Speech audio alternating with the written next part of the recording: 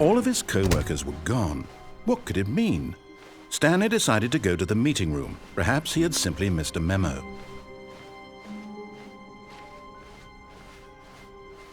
When Stanley came to a set of 2 open doors, he entered the door on his left.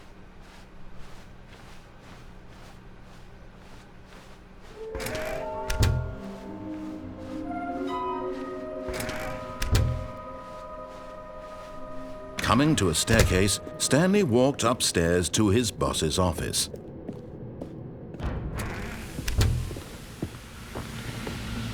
Here's the door, just go.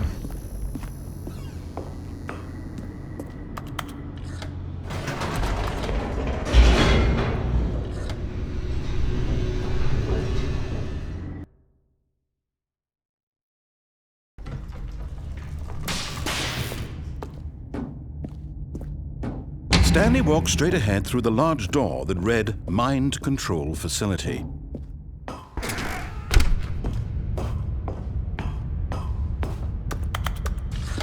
The lights rose on an enormous room packed with television screens. What horrible secret did this place hold? Stanley thought to himself. Did he have the strength to find out? Now the monitors jumped to life, their true nature revealed. Each bore the number of an employee in the building, Stanley's co-workers. The lives of so many individuals reduced to images on a screen, and Stanley, one of them, eternally monitored in this place where freedom meant nothing. This mind control facility, it was too horrible to believe. It couldn't be true. Had Stanley really been under someone's control all this time? Was this the only reason he was happy with his boring job? That his emotions had been manipulated to accept it blindly? No, he refused to believe it. He couldn't accept it. His own life in someone else's control? Never! It was unthinkable, wasn't it? Was it even possible? Had he truly spent his entire life utterly blind to the world? But here was the proof, the heart of the operation. Controls labeled with emotions, happy or sad or content. Walking, eating, working, all of it monitored and commanded from this very place. And as the cold reality of his past began to sink in, Stanley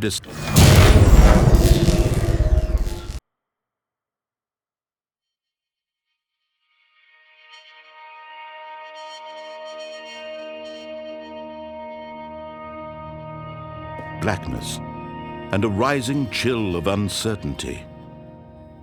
Was it over? Yes! He had won! He had defeated the machine, unshackled himself from someone else's command. Freedom was mere moments away. And yet, even as the immense door slowly opened, Stanley reflected on how many puzzles still lay unsolved. Where had his co-workers gone? How had he been freed from the machine's grasp? What other mysteries did this strange building hold? But as sunlight streamed into the chamber, he realized none of this mattered to him, for it was not knowledge or even power that he had been seeking, but happiness. Perhaps his goal had not been to understand, but to let go. No longer would anyone tell him where to go, what to do, or how to feel. Whatever life he lives, it will be his. And that was all he needed to know. It was perhaps the only thing worth knowing. Stanley stepped through the open door. Stanley felt the cool breeze upon his skin, the feeling of liberation, the immense possibility of the new path before him. This was exactly the way, right now, that